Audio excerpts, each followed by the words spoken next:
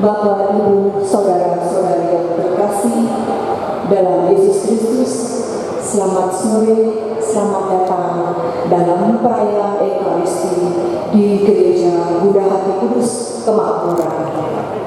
Hari ini kita merayakan Minggu Biasa ke-26 sekaligus secara istimewa. Sore ini akan diterimakan sakramen penguatan kepada 108 orang calon Krisma. Perayaan Ekaristi dipimpin secara konselebrasi bersama Monsinyur Kardinal Ignatius Suharyo, Romo Andreas Gunawan MSc, dan Romo Markus Reponata MSc.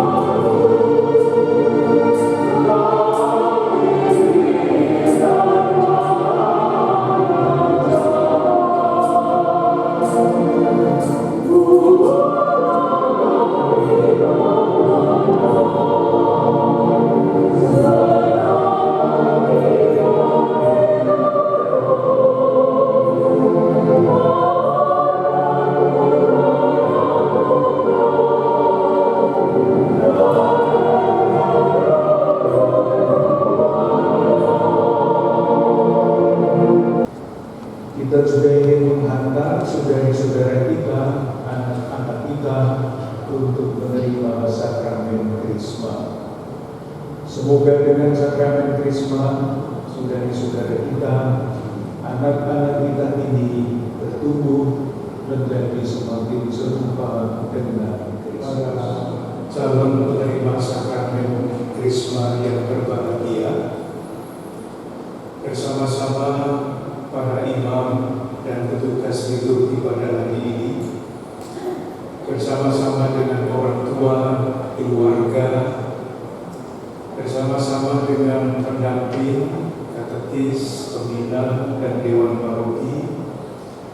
Pertama-tama saya ingin mengucapkan selamat kepada saudara-saudara sekalian, anak-anak sekalian yang telah mengambil keputusan untuk menerima sakramen Krisma. Kita semua tahu menerima sakramen Krisma bukan masalah usianya sudah cukup. Menerima sakramen Krisma adalah suatu keputusan iman. Agar kita terus berusaha memberikan tempat, memberikan waktu dan kesempatan kepada Roh Kudus untuk mendampingi kita, sehingga perjalanan hidup kita, keputusan-keputusan kita, baik yang kecil maupun yang besar, tidak kita buat hanya berdasarkan pertimbangan sendiri, hanya berdasarkan keinginan kita sendiri, tetapi selalu dilakukan dalam bimbingan Roh Kudus. Salah satu indikator petunjuk yang jelas adalah kalau kita selalu memilih yang baik dan yang benar, tidak sekedar memilih yang menyenangkan atau yang gampang. Itulah tanda yang amat jelas bahwa kita membiarkan diri kita dibimbing oleh Roh Kudus. Saudari-saudaraku yang terkasih, saya yakin bahwa para pendamping sudah menyiapkan para calon ini dengan sebaik-baiknya. Meskipun demikian, saya masih ingin menyampaikan 1-2 renungan sederhana. Renungan saya landaskan pada doa yang nanti akan diucapkan sebelum sakramen penguatan diterimakan. Doanya begini: semoga berkat pengurapannya, maksudnya pengurapan Roh Kudus, mereka menjadi semakin serupa dengan Kristus Putra Allah. Berkat pengurapan Roh Kudus, seseorang menjadi semakin serupa dengan Kristus. Pertanyaannya adalah, apa artinya semakin serupa dengan Kristus? Jawabannya banyak. Saya hanya ingin menawarkan 2 jawaban dan nanti akibatnya apa bagi kita. Yang pertama, Kristus itu selalu membiarkan dirinya dibimbing oleh Roh Kudus. Kita pasti ingat ketika Yesus digoda di padang gurun, diceritakan Yesus dibawa oleh Roh Kudus. Karena Yesus dibawa oleh Roh Kudus, maka godaan setan sebesar apapun tidak menggoyahkan Yesus. Setan gagal total. Yesus memilih jalan lurus. Pada awal Yesus tampil di depan orang banyak, Ia mengutip kitab Nabi Yesaya yang berkata begini: Roh Tuhan ada padaku. Itulah sebabnya perjalanan Yesus sejak awal sampai akhir lurus. Meskipun Ia disangkal oleh murid yang paling dekat, Petrus, tetap saja jalannya lurus. Meskipun Ia dikhianati oleh salah seorang muridnya, tetap saja jalannya lurus. Ketika Dia ditinggal lari oleh semua muridnya sendirian, tetap saja Ia memilih bukan yang gampang, bukan yang menyenangkan, memilih yang baik dan yang benar, meskipun pilihan itu membawa Yesus ke salib,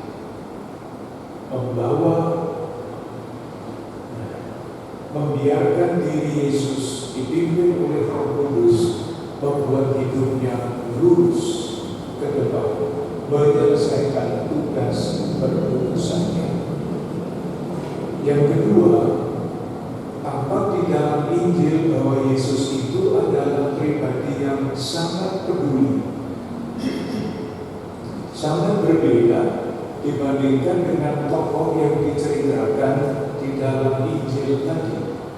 Orang yang suka hidup berfoya-foya, bersukaria dalam kemewahan, meskipun Lazarus, si pengemis itu, duduk di bawah meja menantikan jatuhnya remahan makanan, tidak peduli.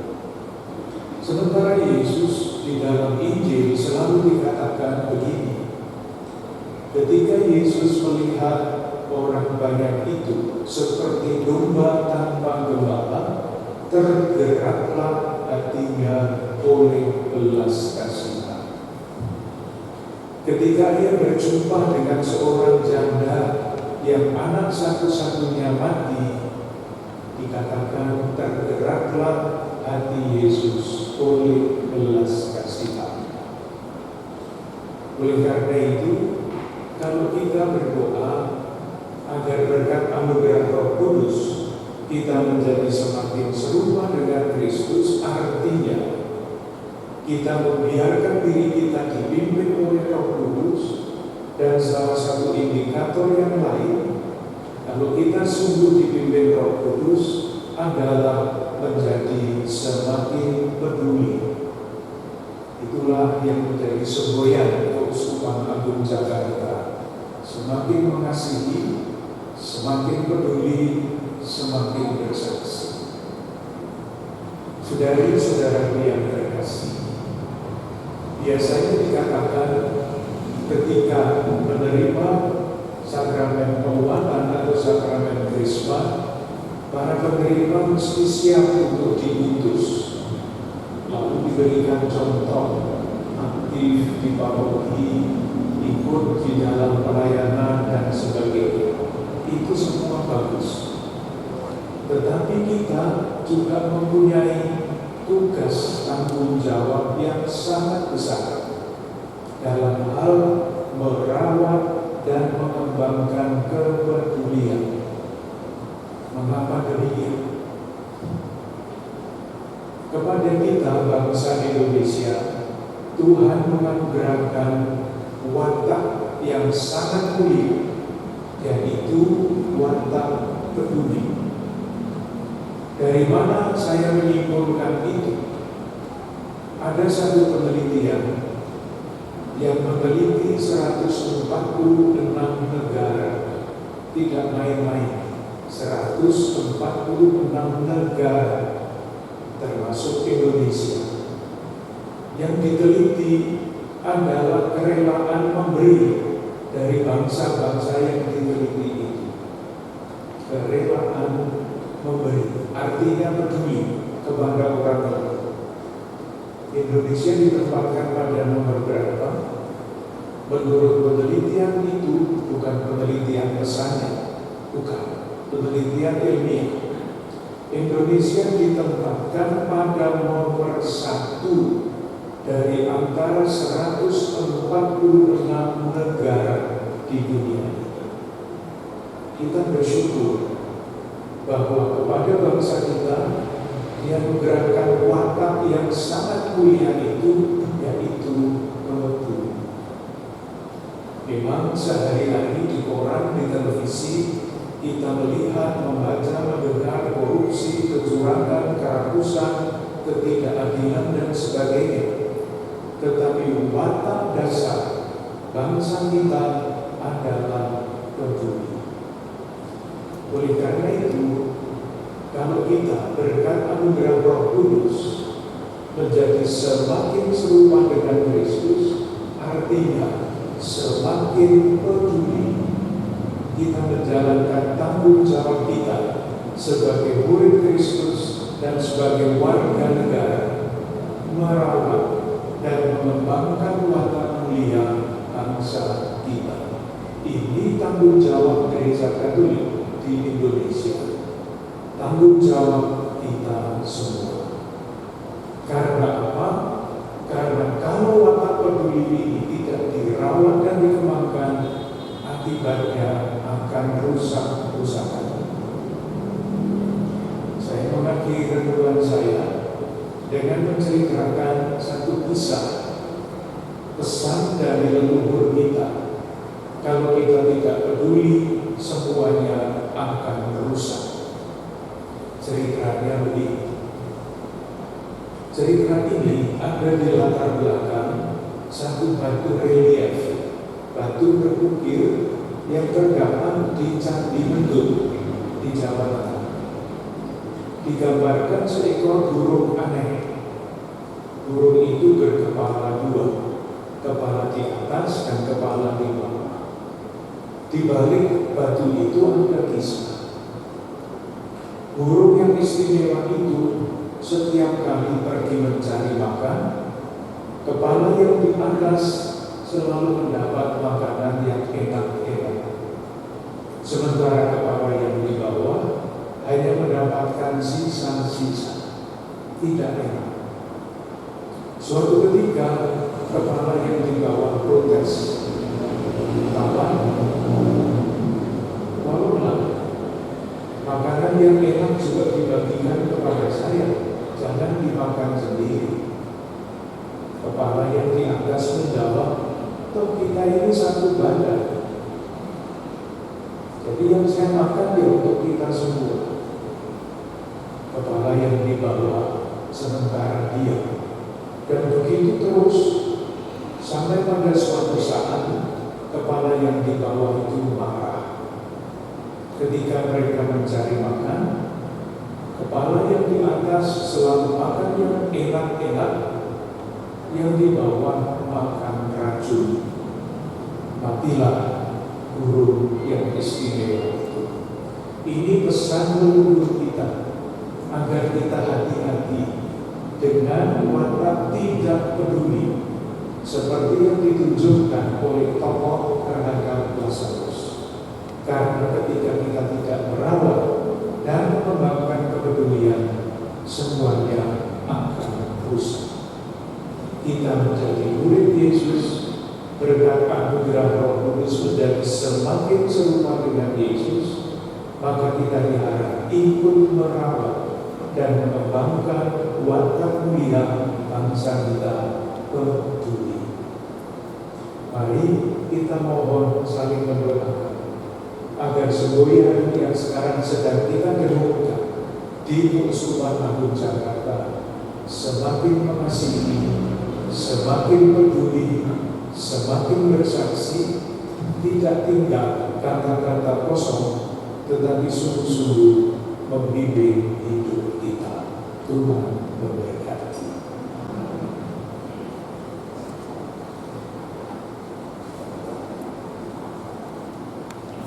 Saudara-saudari terkasih, kini kita memasuki ritus penerimaan sakramen penguatan. Yang mulia Bapak Uskup, atas nama calon penguatan dari Paroki Buddha Kudus Paroki Kemakmuran, kami mohon kesediaan Bapak Uskup untuk menerimakan sakramen penguatan kepada mereka. Mereka semua telah dipersiapkan dengan seksama oleh para pembina. Dari pengamatan kami, mereka pantas untuk menerima sakramen penguatan sebagai penuhan inisiasi, dan dengan demikian dikukuhkan keanggotaannya dalam gereja Kristus. Maka kami mohon Bapak Uskup berkenan mengurangi mereka melalui sakramen penguatan. Terima kasih kepada seluruh umat Paroki Kemakmuran, khususnya kepada para pastor, dewan paroki, dan para pembina, dan semua saja yang terlibat di dalam pelayanan ini, yang dengan tekun telah menyiapkan dan membimbing saudari-saudara kita ini sampai kepada pertemuan inisiasi yang akan terlaksana pada hari ini. Saudari-saudara sekalian, sungguh-sungguh telah ikut terlibat dalam karya pembinaan imam gereja, maka dengan senang hati saya mengabulkan permohonan umat. Sebelum sakramen penguatan diterimakan, Marilah kita perbaharui janji baptis kita. Saudari-saudara yang terkasih, apakah saudari dan saudara menolak kejahatan di dalam diri saudari-saudara sendiri dan di dalam masyarakat? Apakah saudari dan saudara menolak setan dalam bentuk tahayul, perjudian, dan hiburan yang tidak sehat? Apakah saudari dan saudara menolak segala tindakan dan kebiasaan yang tidak adil dan tidak jujur, yang melanggar hak-hak asasi manusia, serta yang merusak keutuhan ciptaan? Apakah saudari dan saudara menolak setan, sumber segala dosa dan penguasa kegelapan? Percayakan saudari-saudara akan Allah, Bapa yang Maha Kuasa, Pencipta langit dan bumi. Percayakan saudari dan saudara akan Yesus Kristus, Putranya yang tunggal Tuhan kita, yang dikandung dari Roh Kudus, dilahirkan oleh perawan Maria, yang menderita sengsara, wafat yang dimakamkan, yang bangkit dari alam maut dan duduk di sisi kanan Bapa. Percayakan saudara-saudara dan Roh Kudus, Tuhan yang menghidupkan, yang pada hari ini dalam sakramen penguatan yang berangkat kepada saudara-saudara secara istimewa, seperti kepada para rasul pada hari Pentakosta. Percayakan saudari-saudara akan Gereja Katolik yang kudus, persekutuan para kudus, pengampunan dosa, kebangkitan badan, dan kehidupan kekal. Inilah iman kita. Inilah iman gereja yang kita akui dengan bangga dalam Kristus Yesus Tuhan kita. Sekarang marilah kita berdoa kepada Allah Bapa yang Maha Kuasa, agar Ia sudi mencurahkan Roh Kudus kepada anak-anaknya yang telah dilahirkan kembali bagi hidup abadi dalam sakramen pembaptisan. Semoga Roh Kudus menguatkan mereka dengan anugerah-Nya yang berlimpah, dan semoga berkat pengurapannya mereka menjadi semakin serupa dengan Kristus Putra Allah.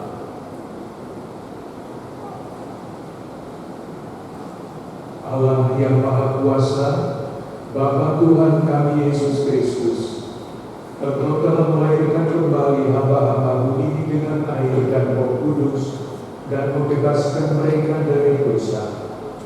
Sudilah kiranya Engkau mencurahkan Roh Kudus penghibur kepada mereka. Anugerahilah mereka roh kebijaksanaan dan pengertian, roh penasihat dan kekuatan, roh pengetahuan dan ibadah. Dan semoga Engkau memenuhi mereka dengan roh takwa padamu, demi Kristus Tuhan dan pengantara kami. Silakan duduk kembali.